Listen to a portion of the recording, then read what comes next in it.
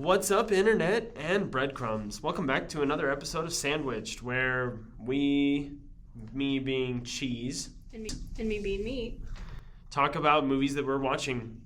And this week we watched Anger Management, directed by Peter Segal. A basic summary of the film is there's this guy named Dave, and he is having anger issues that are brought upon by trauma from the past, and kind of sucks because he's not even really that angry. Well, they discuss the difference between explosive and implosive anger, which he definitely has an implosive type. Yeah, that's true. Well, I guess we can get into some actors. There's a lot of overlay, and by a lot of overlay, I mean a couple. Of course, we have Adam Sandler again, because this is Adam Sandler month. He plays Dave, like you said. I think you said it. He's kind of manipulated through the whole film, kind of. I mean, yes, he does have anger issues, but the whole setup of it all was a little bit of a ruse.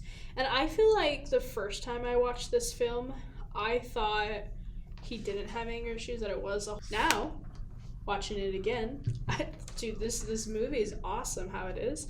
And the guy who plays the doctor, I'm just going to call him Doc, he's just a genius. I think it's Dr. Rydell or whatnot. Yeah. I just want to call him Doc. You could just also call him Buddy, because his first name is Buddy. No, I'm going to call him Doc. Give him a whole new name.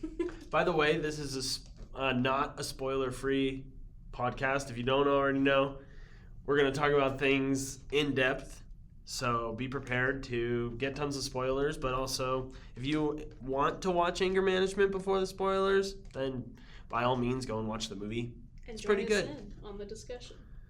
Yeah. Well. Any others? Yeah, Jack Nicholson, who, I swear I've seen more movies with him in, but when I was looking at his filmography, I only really recognize him from The Shining and About Schmidt. So I think there might be some other movies that I just realized I didn't watch him in. But who was the dude in Beetlejuice? That played Beetlejuice? Yeah. Not Jack Nicholson. Wow, I was wrong. Oh. They kind of look alike, I guess. Isn't he also the Joker in one of the Batman movies? The guy who plays Beetlejuice or Jack Nicholson? Jack Nicholson.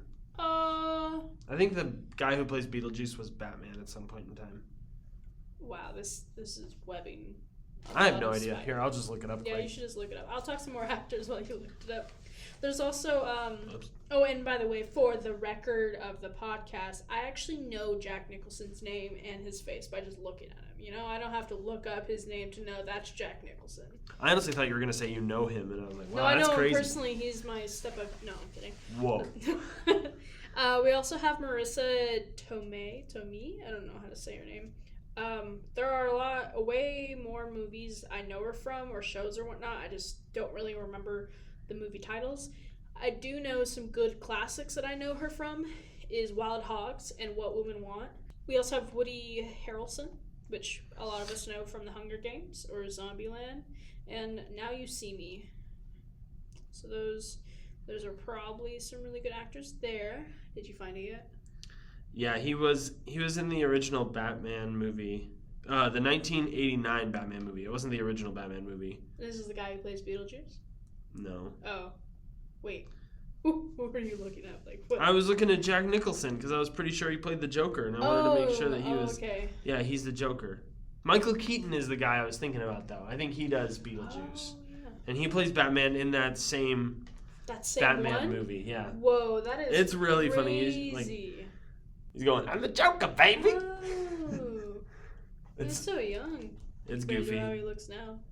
Yeah. Well, I mean, he's probably one of the actors in Hollywood who didn't really age like a dime. Right. But at the same time, he looks pretty good for how old he is. Yeah, he does. I'm pretty sure he's in his 70s, right? I have no idea. I think he's 82 is what the thing said. 87 years old. But he doesn't look that much different than he did in this film. No, he don't. He'll be looking good. Once he got old, he just stayed old. Yes. Wow. So maybe he's my long-lost grandfather. Another actor that I found intriguing was John Turturro, who played, remember his name, but he was Dave's buddy. The one with the giant schlong? Is like that... the guy who had like the...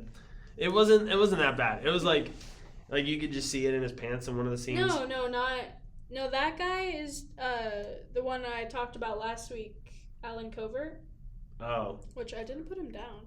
But yeah, that's Alan Covert that was also in the movie we watched, 51st Dates, that one. The guy who played 10 Second Tom. No, Oh, yeah. Yeah, that's the same guy. No, John Turturro is the guy who was in the bar and he was smoking and it was his anger buddy.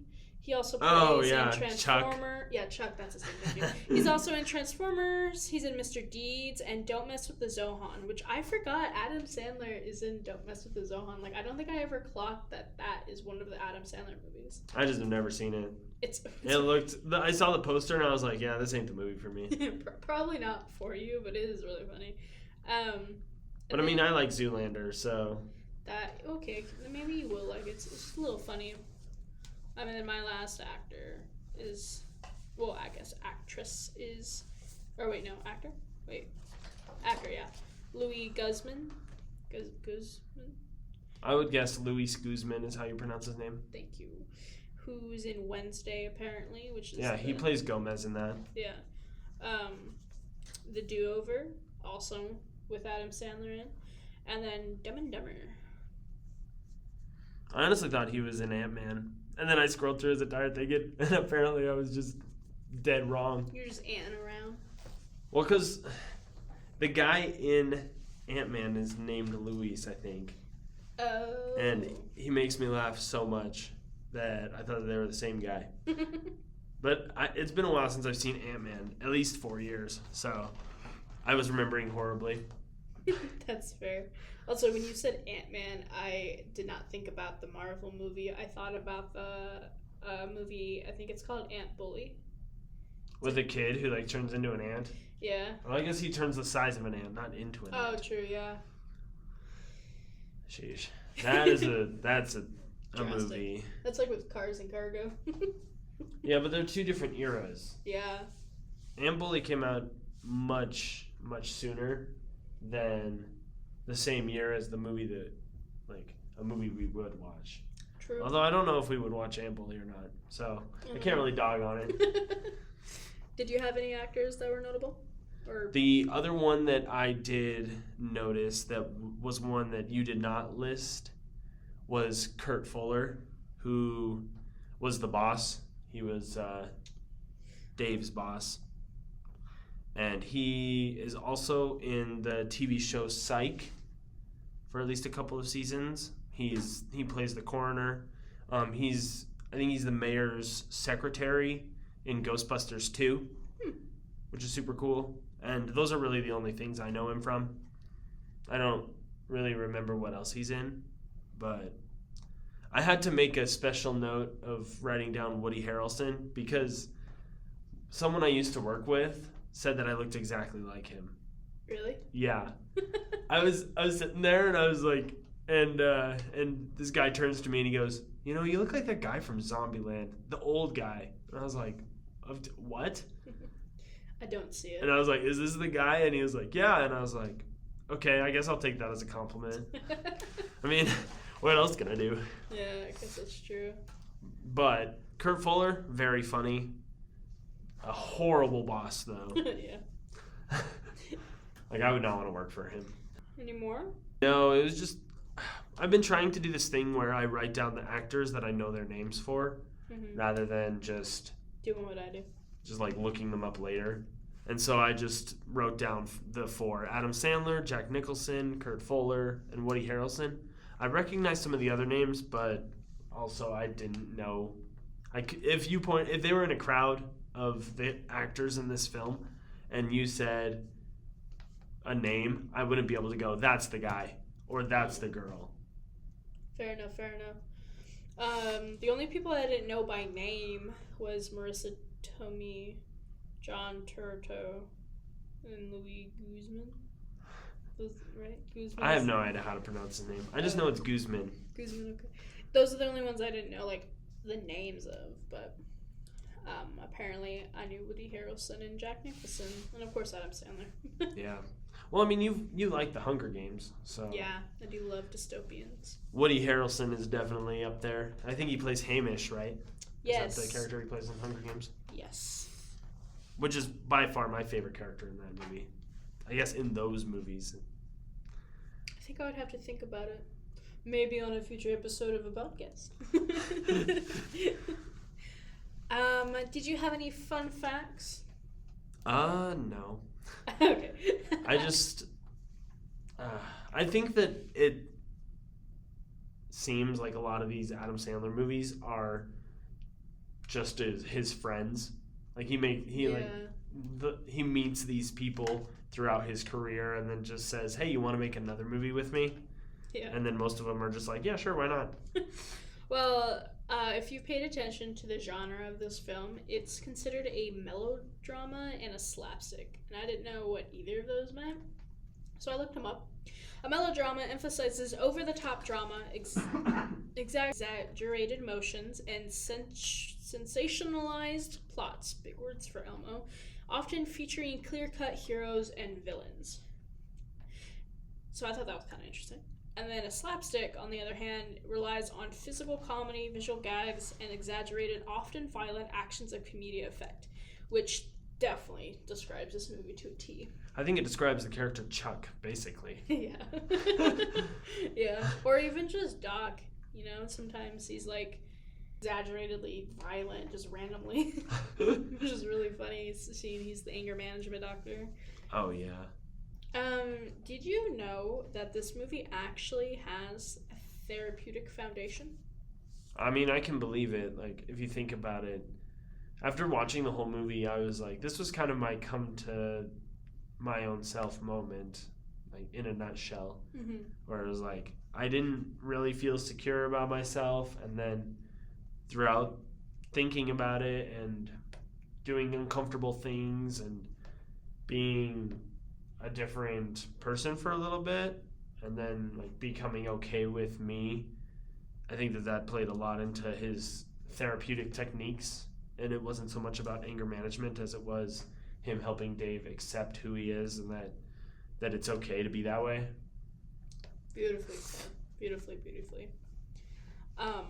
Specifically kind of bouncing off of that, in the scene where Dave has his very first session that's ordered by the court, with the anger management group, the doc asked him, "Who are you?" You know, like, of course, he's failing to answer each of these questions, so he blows up, not understanding what to say. But, like, this moment can be seen because the very first time, and the reason why I do like just Jack Nicholson's character in general is he likes to push Dave's button. But in this scene, it's not about pushing his buttons, but instead a chance for Dave to recognize who he is, an angry person repressed by previous trauma. Luke Henderson published an article, Anger Management, One Scene's Deep View of Identity, to Medium.com, that talked about how we should focus on our internal identities instead of our external ones. Our external identities form through the media, interests, and friendships, and our internal identities is what makes us unique. So kind of going, when it like broke down the scene, it was talking about how that's why Doc kept telling Dave that he's wrong when he says, you know, at work I like to golf or whatnot, because that's all his external identities. Like, who are you? That's different from someone else, you know? Like, you know, like, what are you scared of or something like that? Like, what makes you tick? What makes you breathe?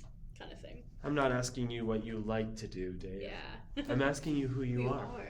Yeah.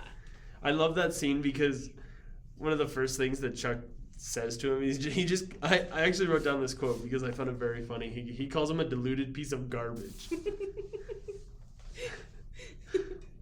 I love just the whole dynamic of the group because they're each so different, and they're just like a racquetball, but instead of going over the net, you're on one side of the net just trying to have the ball not touch the floor.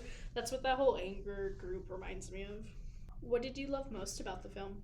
I thought it was funny that, of course, it was to push Dave's buttons even more, but Chuck was assigned to be Dave's anger ally. And if you understand how this like works, is that every single time Chuck or Dave feels like exploding, they call each other and are like, "Hey, I'm not doing great right now. I need someone to help me cool down." And Dave did not want this from Chuck because Dr. Rydell was like, "Okay, we need to assign you an anger ally." And Dave pretty much was crossing his fingers and, Harry Potter style, where doesn't want to be in Slytherin. He's like, "Please not Chuck, please not Chuck, please not Chuck." And then Dr. Rydell just says, "Why don't you have Chuck be your anger ally?" And he's like, "Oh!" And so that was awesome. And then their whole dynamic on how the friendship progressed throughout the film I thought was really neat too. Yeah, because it was pretty ironic because right before he paired them, Chuck was about to just punch him in the face. Then after they became partners or anger allies, Chuck was like, "Oh, heck yeah. I'm so happy about this." It's like, but you were just going to punch him in the face. I agree. I liked the opening scene a lot where Dave's in his younger self and, the late 1970s surrounded by that whole neighborhood. I know it was an embarrassing scene, but I kind of just wish the world was as communal and interactive as it was back then. Well, I think it's different. I think the community still is there, but it's just different community. That's fair. Kids don't really play the same way they used to, though. That's true. I know that when I was younger, cell phones hadn't advanced to where they are now. Mm-hmm. And so it was fun to be able to just be like, "Hey, Mom's hogging the computer, let's go outside." And just go outside and play. Yeah. And just have little adventures rather than... And as you said, there were a bunch of kids playing outside. Mm-hmm. I think one of the kids, if I remember right as soon as it cuts in from the opening credits, some kids are playing double dutch. Yeah. Which, if you don't know what double dutch is, first off, get a life. And second off, it's when one person is jumping and you're swinging 2 jump ropes at the same time and you're jumping over both jump ropes. Man, I can't even jump over one. It's so fun, though. Even if you fail, it's hilarious. Yeah. Was there another scene you liked? Oh, yeah. I love it when basically most of these are, 2 of them are Chuck related. When they go to the bar later. Oh, yeah. And they're talking and they see this blind guy over there, and I think it's Chuck says, "We don't know how blind he actually is," and then he throws a tennis ball at him. Oh, that was his lawyer. Oh yeah, the lawyer. It was in the court. Yeah. And then he's like, we're not, because what happened is when they were in the bar, he took his cane and accidentally clocked a waitress, and his lawyer turns and goes, "We don't know how blind he actually is." Throws the tennis ball and then it just hits the dude in the face. Which I swear I've seen that guy before, the guy who plays the blind guy. I just don't know what I've seen him in, but I didn't also waste time looking it up. But I also liked A Court Case, but I liked the very original one, the one with the flight attendant, because we know Dave just tapped her arm, but yeah, in The Court Case it's in a sling, and it's not till the end of the movie that you realize, that was a setup, but a purposeful one. I love that. Going back to the ending where, what you were saying, where it showcases everything. I love it that the poor Sky Marshal had to sit between the 2 fat people that Dave didn't want to. Well, yeah, and that's why he was grumpy. Yeah, that was supposed to. The guy who was in Dave's seat was supposed to sit there. So then that means that the air marshal must have supposed to have sat next to the dock. But I wonder if he paid for the seat next to. I don't know. It's just weird because then how does the air marshal sit there, or does the air marshal just take a free seat? I don't know how that works. But yeah, Well, I mean, he would have sat next to the dock regardless, because there was that dorky guy who had the slick back hair, who stole Dave's seat. Yeah. When he was supposed to sit between the 2 larger people. Yeah. And then Dave was like, "Oh man, now I don't have a seat." And then Dr. Rydell goes, "Hi." You can sit by me. That's true. I guess there wasn't an extra one, but I feel like sometimes air marshals sit in the back with the stewardess, but maybe they don't because they want to seem blended in. I don't know. I also liked the scene where the Doc and Dave are in the Doc's car in like the middle of the bridge, where they stop like on the parking brake, and like Dave is flustered, and they sing "I Feel Pretty," like just that whole I think it's a cool like, and then when he thinks, okay, I'm done, and he tries to skip the because he made it through the first verse, and he assumed that he was just done. Nope, gotta keep going, which I feel like that's perfect to realize, like, yeah, when you're stressed and angry and whatnot, just take a moment. Yeah, you're gonna be late, but it's better to just work through what you're going through now and get back to where you're nice and calm instead of escalating even more and trying to push yourself to, I'm gonna be late a little bit, but I'm gonna get there, but I'm gonna still be flustered going to work, and I'm gonna still be upset, and maybe I'm gonna cause a car wreck on the way because I'm so flustered. So I think that was like a good tactic even to this day with, again, those therapeutic foundations. Goose Fraba. Goose Fraba. I always thought it was Goose Fabra. So, like, on the last 10 years, I've been going Goose Fabra. It's been wrong. You just misplaced the R. Yeah. Yeah, I also enjoyed the scene because that was when they were going to work, right? Yeah, before when it's like you're late. And he's just like super like flustered at work too, and then Dr. Rydell always seems to make every situation in Dave's life worse. And so he just starts explaining how Dave, quote unquote, feels about his boss. Yeah, like completely lies. Yeah, it's so funny to me. And he's like, "What have you done?" It's like, his name is not Frankie, or Francis. Fran. Yeah, Fran. And then, like, that, I love that because then that showed, like, yeah, it's not Dave's job to be upset about that, but he's using his, like, that's how you show, like, things are ticking in his brain and how implosive he can be. Yeah. That's the good examples of showing, like, do you see now? But then also, like, he clocks, what's his name, Andrew, his girlfriend's best friend.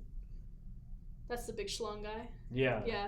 He clocks him and is like, he sees him being a threat, and he's like, like, we gotta move in, man. It's like, this guy is a no-go.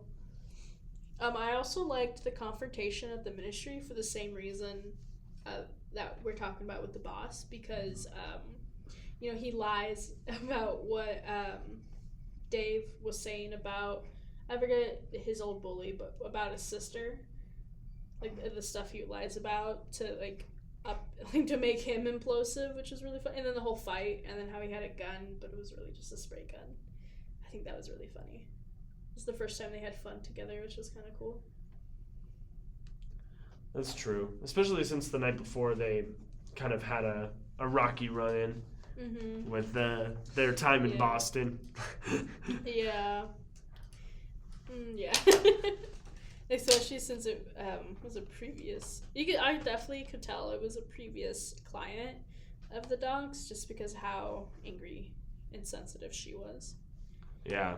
She was not very happy about being called fat, even though she was smothering herself in chocolate, basically. Yeah. She would like, I think she had cupcakes or something, and she was just like smashing them into her mouth and go, "Do I look fat now?"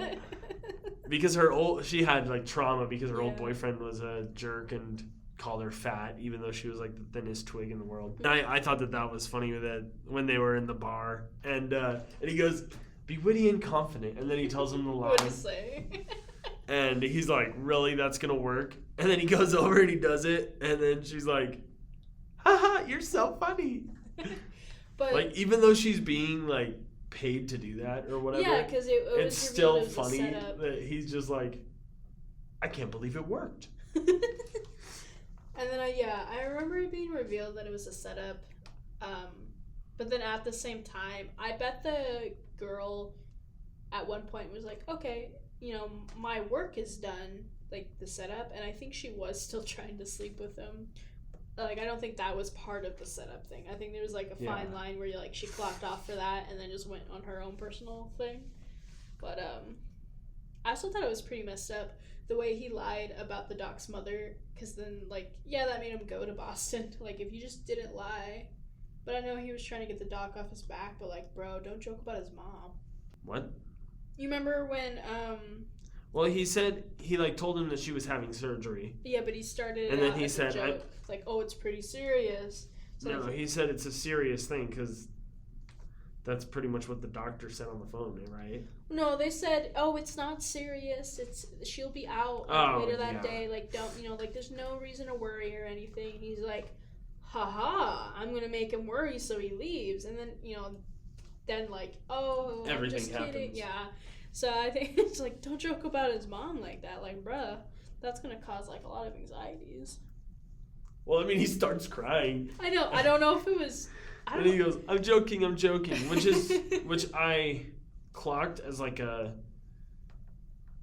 maneuver that people do, where it's like deflection, where you say something that might be like, what's the word where you're something that might be insulting, and you're like, I'm just kidding, when you might have actually meant it, but yeah, like you're avoiding responsibility for it. I don't know. I know the word, but I don't know it at the tip of my. But maybe the breadcrumbs know and can tell us in the comments. But I guess in a way that's sort of a manipulation tactic, but at the same time, it's like in my brain it's like you're avoiding responsibility for it. Like, you're like, oh yeah, I didn't mean it. Don't be mad at me. It was just a joke. Like, you're a loser. Just kidding. Yeah. It's but like, really, you're a geek and you're a loser. I'm sorry. That kind of a thing. Yeah. I think it's just better to, and I think that goes into Dave's confidence as well, because he wasn't confident enough to just be like, hey, your mom's having surgery. I got a call from the doc. He just, on top of bullying Dr. Rydell, he wanted to, like, also, like, make him leave. diffuse the situation. Oh, yeah.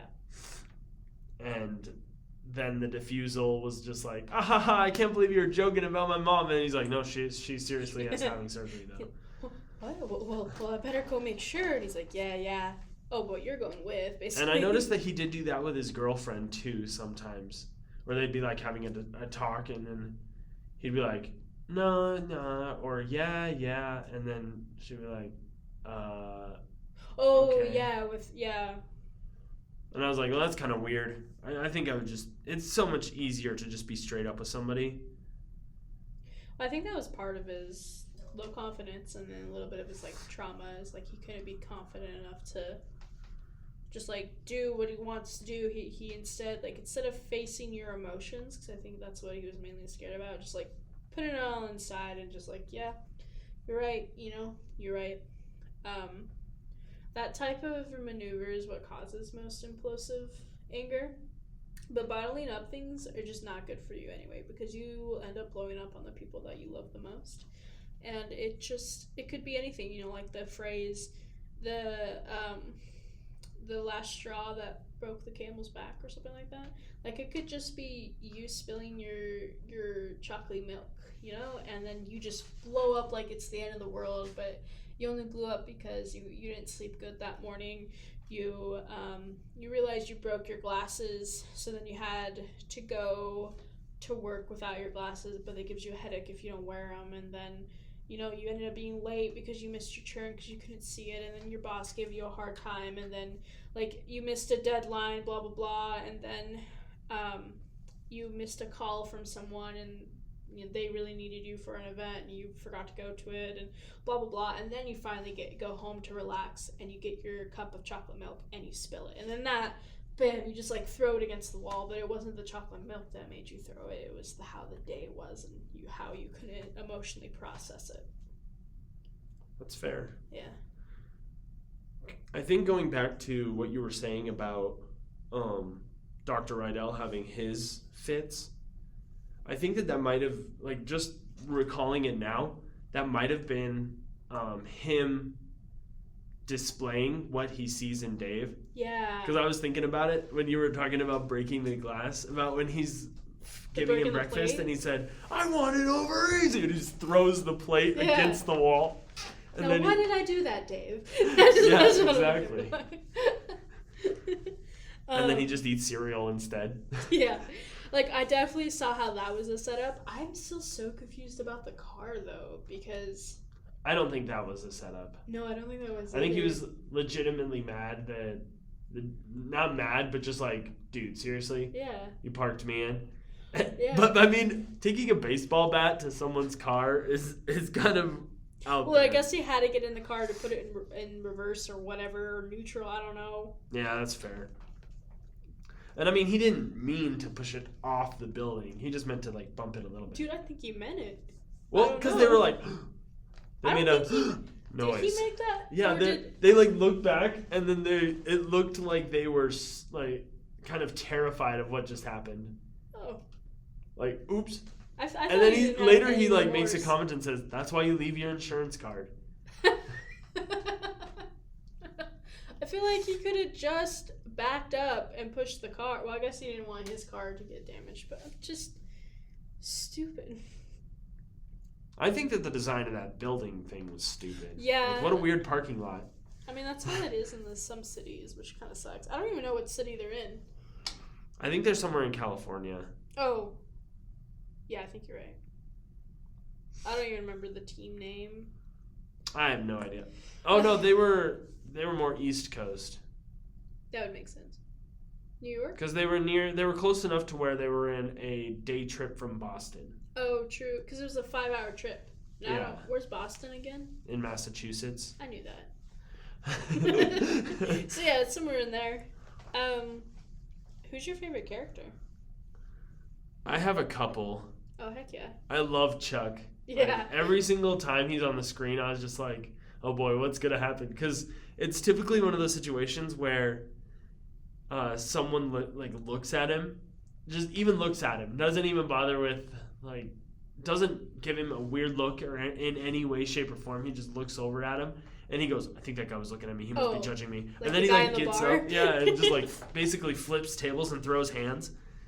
And I was like, man, this guy is my guy. If there was ever a situation where I was like, dude, I think that guy's looking at me wrong, he'd be like, hey, why are you looking at my friend like that? And then he'd go and beat him up or something. It would be so funny to me.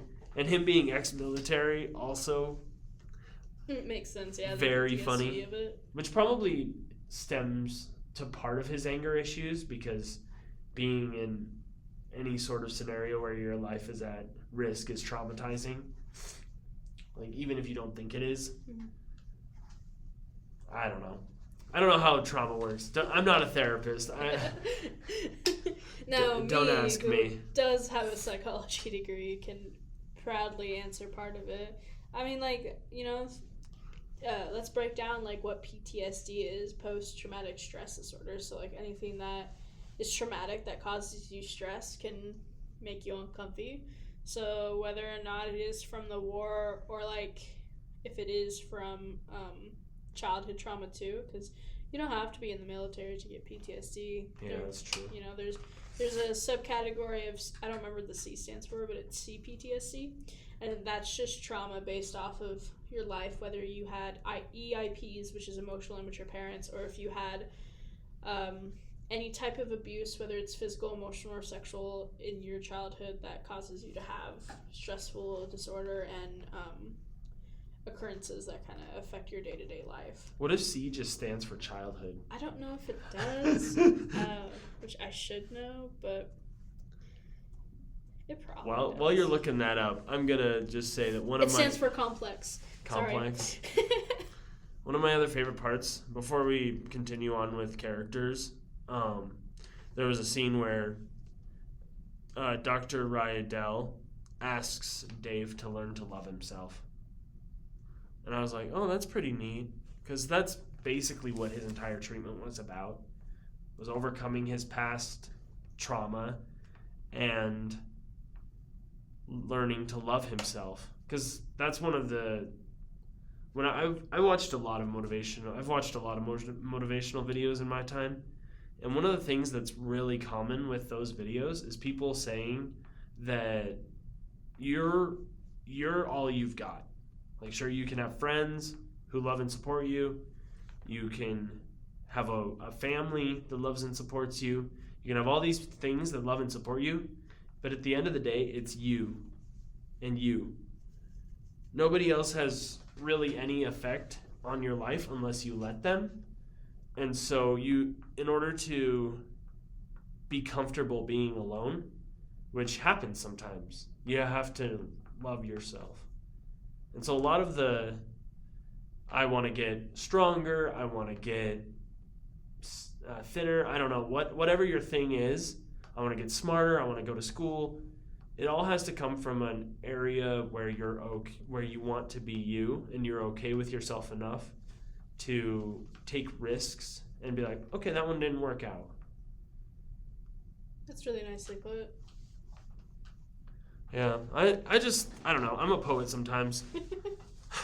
You should make I think. Did you have a favorite character?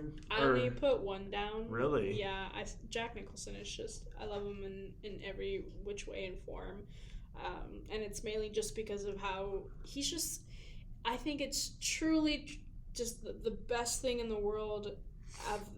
He is a genius in this movie.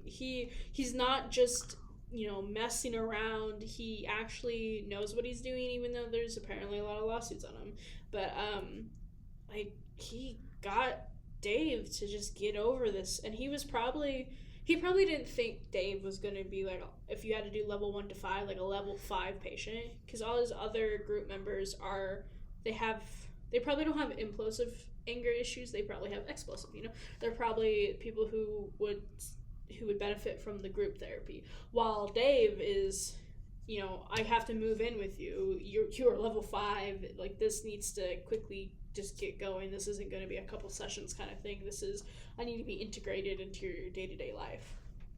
And I mean, just the best. I mean, the fact that I do want to be a therapist one day, and how well he solved all of Dave's, well, maybe not all of Dave's issues, but his trauma is just great. I really hope that you're not a therapist like this, though, because I mean, taking a man to like the sleazy part of town where the prostitutes hang out is probably not the best play in your interest.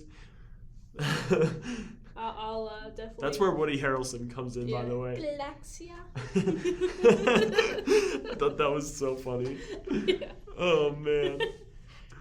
And then he sees him later at the ball game. I know. Oh my gosh. Wait, do I know you? Oh, wait. My Hebrew Melvin. I cannot stop love. So funny. Man, Woody is awesome too. How he's so flexible in his roles, and I like it when people are comfortable enough to do certain things. Yeah, especially him, because I mean, I mostly know him from Hunger Games and Zombieland as well. But if you look at some of his other stuff he's been in, it's phenomenal how easily he is able to swap between different characters. Because I mean, in Zombieland, he's like this hardcore macho cowboy truck driving guy who's just out for a Twinkie, and in this he's I guess a gay. Well, no, not really a gay. It's like, I don't know. It's hard to explain. It's like his day job. It's like security guard. And then, I guess it's not really a night job, but his other job is just being a trans prostitute, I guess. Yeah, that's at least what it seemed like. Yeah. Yeah. But he's phenomenal. I actually liked Galaxia. That whole scene was really funny. Yeah, it didn't make it in my favorite scenes, but it definitely was a really good one. Yeah, I don't know if I'd put it in one of my favorites just because it's just because of what it is. Yeah. I think it was funny when Dave's trying to record the doc to get him to try to trap him into something. And he's like, "Give me the recorder, Dave." Yeah, and he's and he panics. He just thinks, "Oh no." And then it's like, Dave has witnessed the difference between acceptable anger and unacceptable anger, or whatever, blah blah blah. And thus, graduating or thus moving on to step 2 of the program or whatever, and I was like, oh, that makes sense. Because I thought, again, I was with Dave, I was like, man, this guy's kind of weird doing all this, and I'm like, oh gosh, that is crazy that how that's like acceptable anger versus non-acceptable anger. I think, and then also playing with that as well, when he later in the film, he uses the recorder to try to get evidence that Dr. Rydell's methods are psychotic. Yeah. And he plays the recording he got from Galaxia to his lawyer, and his lawyer's like, well, he's not asking you to have sex with him. Right. But then they didn't talk about the part, like, I love how that's the part he shows his lawyer, but doesn't show the part, or doesn't let his lawyer hear the part where it's like, you want me to take my clothes off in front of you. Like, I love how that's not the part that he puts to his lawyer, but the other part is. Oh, yeah. Yeah, it's like, I don't know, this is really funny. Any other favorite characters? I also put Dr. Rydell. Oh, yeah. Just because I love it. I also love the name, like, Rydell, just because I really love Grease. And that's Rydell High. Like the movie? Yeah. Oh. And the high school is called Rydell High. Oh, okay. I would not remember that. How could you? I'm just not a fan of that film. I'm sorry. It's just not my flavor. I do like Grease 2 more than I like Grease. That's apparently not a popular opinion. I just like the values more in Grease 2. Well, I have no idea. Maybe. It's just not my favorite John Travolta film. Although I think that I'd add Dave to my favorite character list. Yeah. Just because his progression throughout the film, where he's just like, this is crazy. I can't believe that this is happening to me. I don't want to do this. And then he's like, okay, and then by the ball game at the end, he's like, I just want what I want, and I'm going to get it. Mm-hmm. Like before the ball game, he goes to his boss and like, gives him the quote unquote portraits of the cat, and he was like, well, it's your idea. And so he like took a bunch of like head cutouts and pasted them onto. He stood up. Like he left no crumbs, like as like Gen Z says. He's like, yeah, just this is your work apparently. So I just thought you'd like to be in there. Yeah, he just lets him have it, and I think that that's a cool shift from what you see in the beginning. Because in the beginning, he's still like, I don't know. Yeah. We probably shouldn't, I'll get that position. Yeah. Freaking Andrew gets maybe it. Maybe I'll just do that later or whatever. That's one of my favorite lines is when he's like, now in a year when I get out of jail, I expect this position that you gave Andrew but meant to give to me will still be here waiting for me. And I think it's that level of I don't care anymore that gets him to the point where he's okay with kissing Linda in front of millions of people. Yeah. Because, I mean, it's a baseball game. Not just the people at the stadium are watching. And I'm sure that in the moment he didn't know that, but still, it's the 90s, and I guess this movie was made in 2003. Yeah, but I bet the... late 90s, early 2000s. Yeah, I bet the setting of it, though, was 2000s. Early 90s. And so it's like TV is a thing, and people are watching this ball game. And like that was her. He asked Linda to marry him, and she was like, "If you kiss me in front of all these people, I'll do it." And then, like that was like his ultimate test because he got pantsed when he was a kid when he was about to kiss a girl. Mm-hmm. And I thought that I think that that's what I would change about the movie. The old grandma holding up her two fingers when he gets pantsed when he's a kid. Because I was like, that's disgusting. The grandma's like checking him out, basically, and then judging him because he's a kid who is has a small wee wee, and it's like, dude, we're not fully developed yet. Right, and I do feel like it should have been, if it had to be someone to emphasize that trauma, it should not have been the grandma. Because most kids. I don't know about all kids, but most kids are right, yeah. Just because it's like, oh, it's embarrassing. We don't understand that this is embarrassing. We just understand that it's a guy's pee-pee. Right, yeah. And it's someone that we know. He got pantsed. He. Yeah. Like they just think more of it's a joke than anything. But like I thought that was kind of weird. I also loved the wife. Because she played along with Dr. Rydell. Because she said, after I read his book, I knew that you needed this.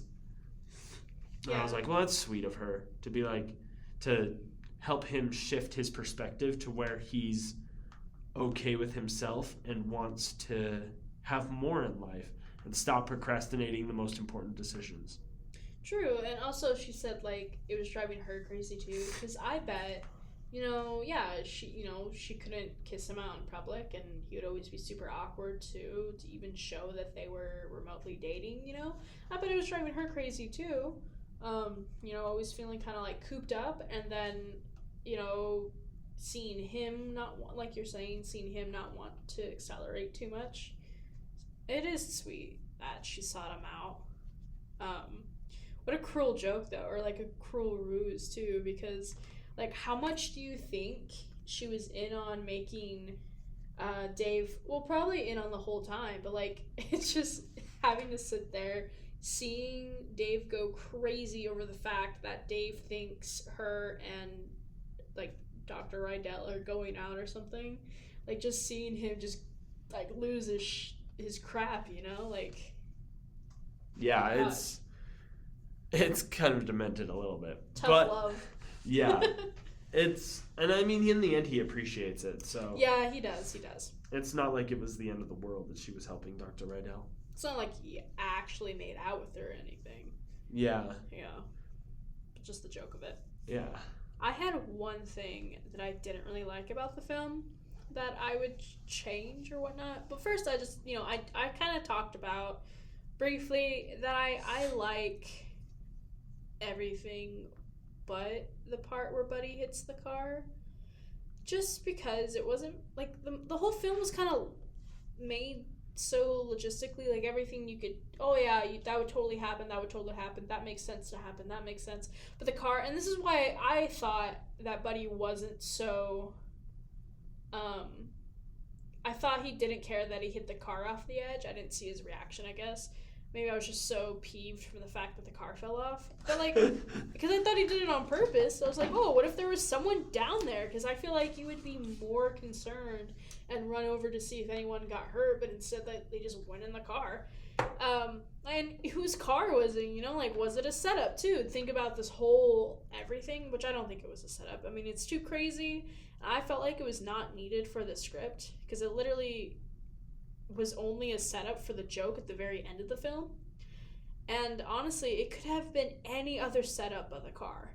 Or, like, if I was to change it, I would either just, 100%, I would just take the car scenario out completely.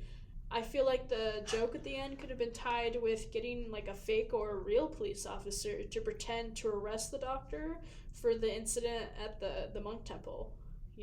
Have a fake gun still, Oh, yeah, that's kind of messed up. Yeah. It's really dark for it being a joke. Yeah, and I don't know. I just like the whole car thing. I don't know. I just was kind of. You could have literally put it on any other thing. You could have got the air marshal back in. I don't know. Like that would have been more sense than the stupid car setup. That's fair. I only had like two choices that I hated that were made, and they were both done by Dave. No. Okay, let's hear it. The first one is after Dr. Rydell moves in, he was like, I gotta sleep somewhere. And so he gets in bed with Dave and he goes, I sleep in the nude, and he takes off his clothes. And then Dave moves to the floor. Yeah. And I was like, that's ridiculous. I would have just gone to the couch. Oh, I guess that's true. So I was like, dude, why'd you move to the floor? You have a couch. I didn't even think I remembered. Worst uncomfortable thing. He just slept in the same room as Dr. Rydell on the floor. And I was like, well, dude, why did you do that? I was waiting for the scene to actually open up where Doctor was just still cuddling him on the floor. Oh, yeah, that would have been funny. Yeah, that would have been, but no, they had the cool setup for the breakfast. And then on top of that, he took a picture of it. Yeah. What was the other part that bothered you? So later in the film, Dave and Linda are about to quote unquote take their quote unquote break, not like actually break up, but just like take a break and see other good people and see if it's gonna work out.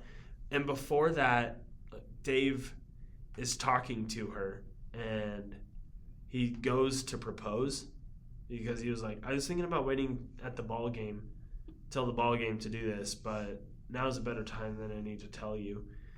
And then she's like, tell me what? And then he just like lies to her. Yeah. I was like, that's stupid. Well, it's because he's working through his steps, you know? Yeah, And he was in the middle of it still. Yeah, he's not quite there, but he had some confidence to just do it, and then he chickened out, you know? Yeah, he started but then didn't finish. And I think that was, because, you know, the whole break setup was supposed to be of like, well, this isn't working, this isn't working, this isn't working, we have to go to this stage.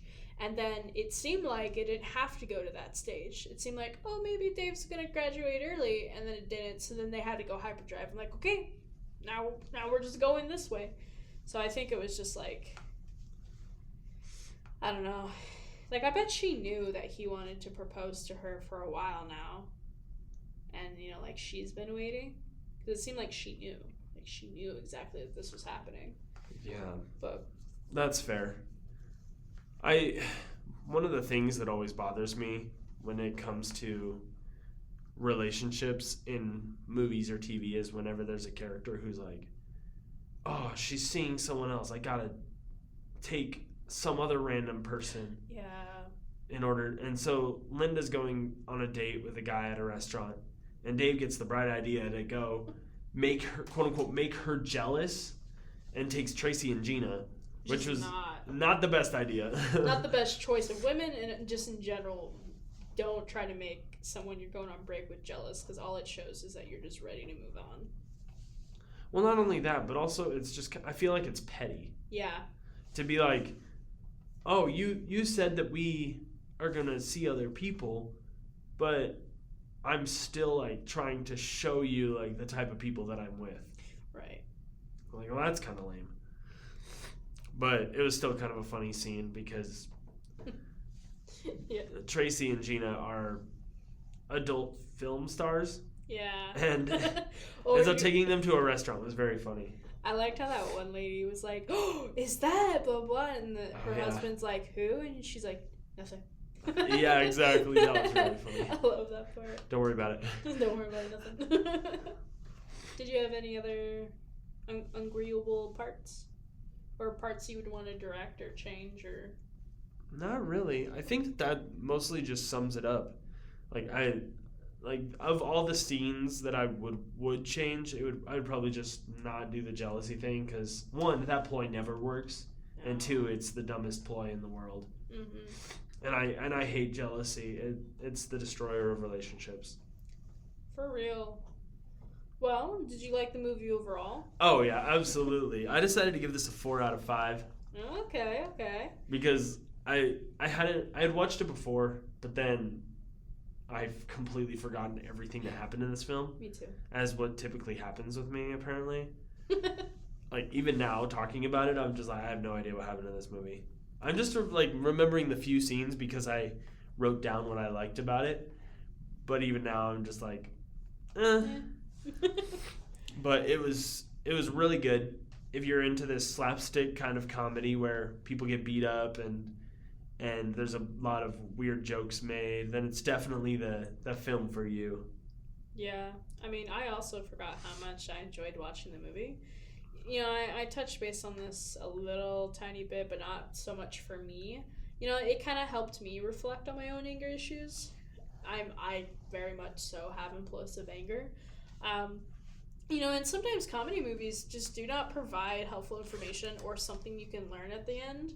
This movie, on the other hand, like, gave a reflective moment where anyone can see yourself as the Dave character and how you can make the first step into getting help, whether that's with anger, whether that's what you said earlier about, like, reflecting on your own confidence and stuff like that. So I think that's really cool.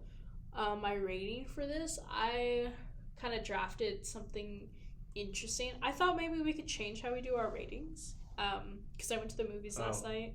What? Oh, no, I wanted to say I guess this. I screwed up. No, I wanted to You say should have this. gone first, and then I would have been like, oh, yeah, sure, let's change it. That'd be cool. No, I'll let you do it after. I wanted to do this, live recording. But I was thinking instead of saying how many buckets or like popcorn bags or whatever to give, what if we just said the size of popcorn we would bring to watch this movie? So like the more popcorn, the more that we would enjoy or want to stay to see the movie. The less popcorn, the less likely we would enjoy or stay for the movie. So like if you just wouldn't, if it was a 1 out of 5, you just wouldn't bring any popcorn because you snack on popcorn when you're enjoying the movie. You get me? I lost you. I just eat the popcorn because I'm in the Well, movie. like if you think the about popcorn tastes good. Well, yeah, the popcorn tastes good. What movie did you go see? I saw the new Snow White. I liked it. What'd you think? I liked it. Oh, okay, cool. Cool. But it's a 2-in-1 chat. But like I don't do that either. Of course I'll eat the popcorn, but like if I'm really into a movie, I'm like munching on that popcorn because I'm like, oh my gosh, I need to fidget with this popcorn. If I don't like the movie, I'm bored, I'm not doing it, I'm not even gonna pay attention to the popcorn. So I think in a 1 could be no popcorn. So like, and if we were gonna say a 2, we would say, oh, I'm gonna bring a small bag. Or if it's a 3, I'm going to get a medium popcorn. Or if it's a 4, I'm definitely going to have to write these down. It's like 5 Yeah. bottomless tub. Yeah, 5 is the unlimited bucket. And for this movie, I would get an unlimited bucket. What's funny is that I get the unlimited bucket and then I only finish about half the popcorn, so I just get more popcorn and then I take it home. It's only for the bucket, man. That's the point. It's just, one time, and I hate the unlimited popcorn. One time my parents, I forget what movie we were watching. Oh, I remember. It was Abraham Lincoln's A Vampire Slayer, I think. Well, it was a good movie. Vampire Hunter. Oh, yeah, Abraham that one, Lincoln, thank you. Vampire Hunter. Yeah. And my parents were like, go get a refill for this popcorn. I'm like, I don't want to miss the movie. And they're like, go, because I'm a child. Of course, I have to go. And I missed 2 to 5 minutes of the movie, but that was crucial minutes. So I don't like going back out of the theater. I just don't, man. You know what's funny about the bottomless tubs? Huh? You could get in the theater, spill it all over yourself and your family, and then go and get more. On accident. I meant on accident. No, you meant on purpose. No, I meant on accident. I saw the look in your eyes. There was a time where I spilled the popcorn on purpose, though, and had to go get more. It was a very important scene. Was it? Yeah, it was Really? Avengers Infinity War. Oh. When everyone was disappearing because Thanos snapped. Right. Yeah, and my sister made a joke, and it made me upset. This was when I was implosive, and I was like weeping because a character was passing away, and I was like, oh, and then she was like, she made a joke, and then I just dumped popcorn on her. Man, that poor worker that had to clean up that popcorn. It was a million years ago. They probably forgot it even happened. No, I bet to this day they're like, they don't even know it was me. They're gonna find you. They're gonna be one of the small listeners that we have currently, and they're gonna be like, I knew it was you. Apparently, they're gonna be like 80. I don't know about that. I don't know. Most of the people who worked there were in their 20s, and it's True. only been like what 10 years? 10 years I think since so. Infinity War came out. I have no idea. I don't know Yeah. when Infinity War came out. That was a good movie to see in theaters, though. Yeah, it was. It was worth it. Well, that seems to be all the time we have today to kind of digest this very aggressive sandwich. Let us know what you think of our opinions, and tune in next week for the 3rd installment of our Adam Sandler month with Waterboy. That's going to be my choice. Our breadcrumbs will lead the way. Adios.